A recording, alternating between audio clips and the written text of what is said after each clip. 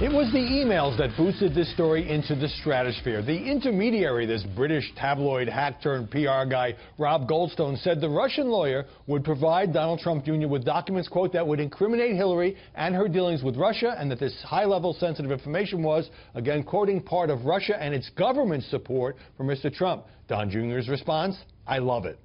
The Moscow lawyer Natalia Veselnitskaya offered a different account in an interview with NBC. I can tell you right now, I have never referred to any compromising information about Ms. Clinton. How did they get that impression? It might be their desire to see that in my story. The president's son accused the media of desperation and more. They're trying to drag out the story, in all fairness. You know, they have it, they want to drip a little bit today, drip a little bit then, so I was like, here it is. I'm more than happy to be transparent about it, and I'm more than happy to cooperate with everyone. So as far as you know, as far as this incident is concerned, this is all of it? This is everything. This is everything. Joining us now to analyze the coverage, Jillian Turner, a former White House official in the past two administrations. Katie Pavlich, editor of townhall.com. And Joe Trippi, the Democratic strategist, all are Fox News contributor. Jillian, Donald Jr. essentially confirmed the basic details of the meeting with the Russian lawyer. Some things are still in dispute.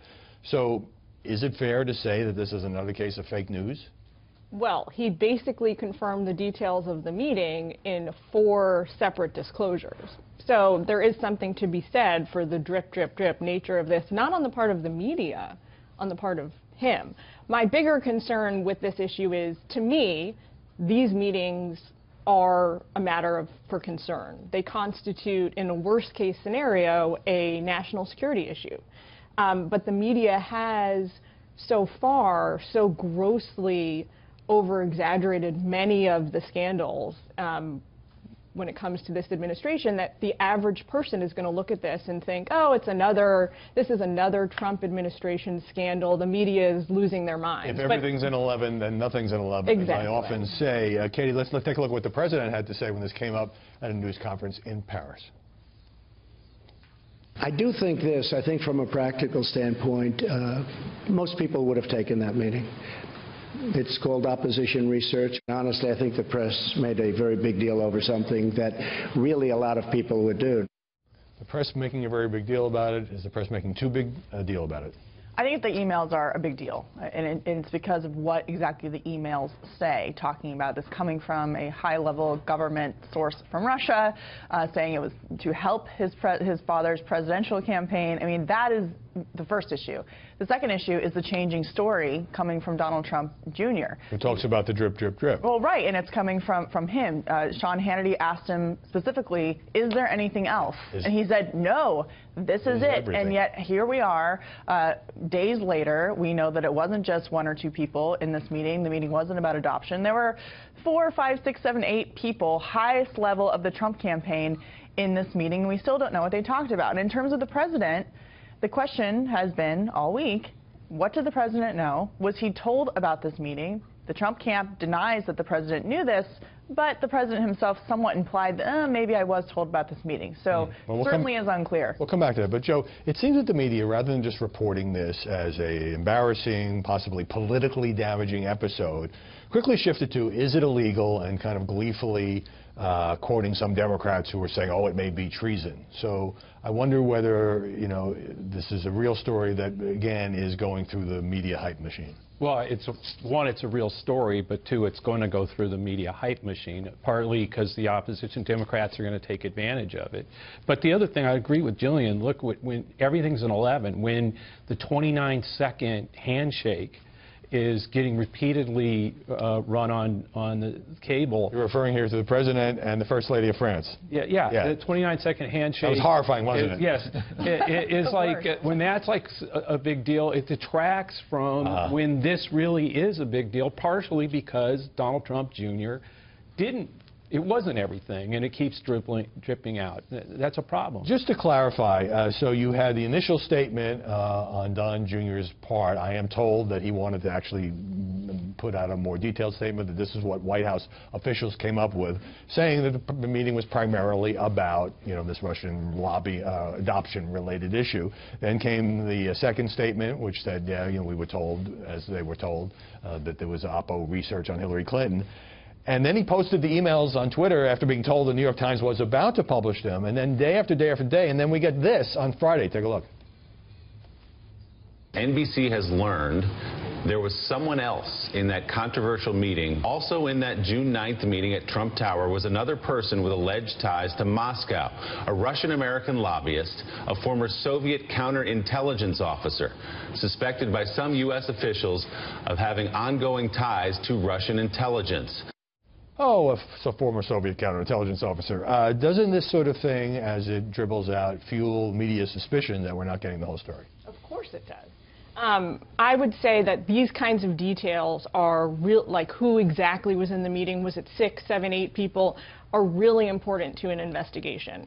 And those standards will be upheld in a court of law in the ongoing case, in the investigation. But when it comes to the court of public opinion of the American people as reflected by the media, they're actually holding the administration, rightly so, to a much higher standard. They want to know that generally their president, their commander-in-chief, is acting with integrity at all times, is acting with transparency, and is putting the national interest at the forefront of everything he's doing. And it's this kind of story that really calls that into question. And I think that's what the media is grappling with as a whole right now. All right, so Time magazine put up the cover, has got Donald Trump Jr. on the cover, red-handed. Tell you something about the media mindset here, Katie Pavlich.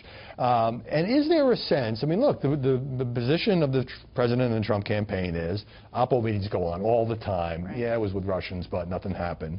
But is there a sense among many of the pundits that, aha, this time we got them. They've been saying no collusion, no collusion, no collusion, right. And there was this at least attempted collusion. Well, and then this is why the administration and the Trump campaign would argue they aren't going to come out and continue to talk about this story, because even in the case of Don Jr. releasing the emails, they're coming and saying, well, you got caught, you were lying. But there's some credibility to that in the sense that the story has changed multiple times. But in terms of the credibility factor here, the administration doesn't have a lot of credibility on the story because of the changing narrative.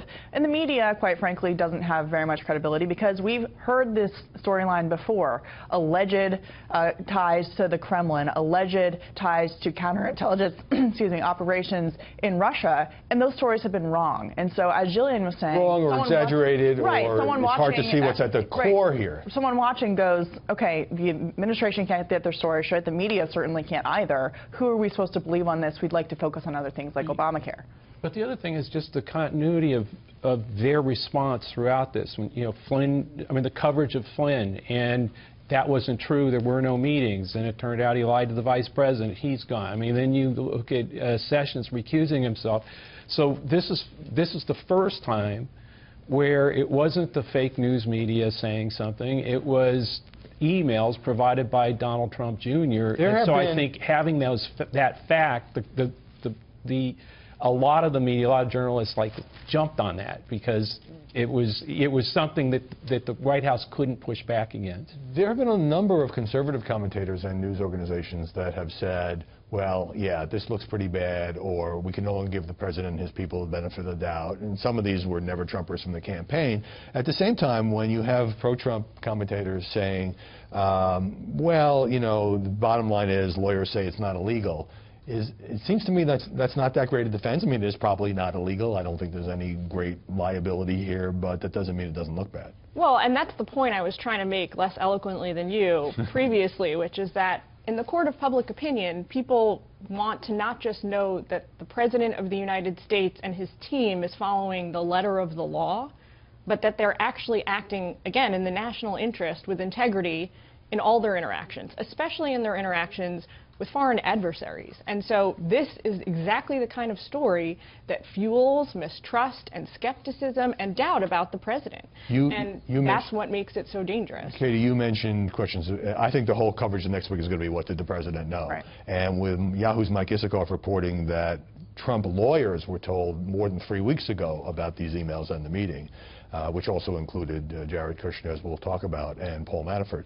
That may shift. But it also strikes me that now we have all these colorful characters, the British PR guy, and he represented the pop star whose father was politically involved, and the PR guy, Rob Goldstein, he's kind of like the Kato Kalin of this soap opera. Does that make it a more interesting story for people whose eyes may have been glazing over about all this? Well, it certainly makes it more interesting, that's for sure. But in terms of the Trump campaign, in retrospect, looking back, they probably wish that they didn't let so many people like this close to the top tier of the campaign. I mean, looking at the meeting itself, if it was really a low-level meeting, it wouldn't have been Paul Manafort, Jared Kushner, and Donald Trump Jr. at the meeting. It would have been a low-level staffer or an intern going, and yet here we have them meeting with this cast of characters.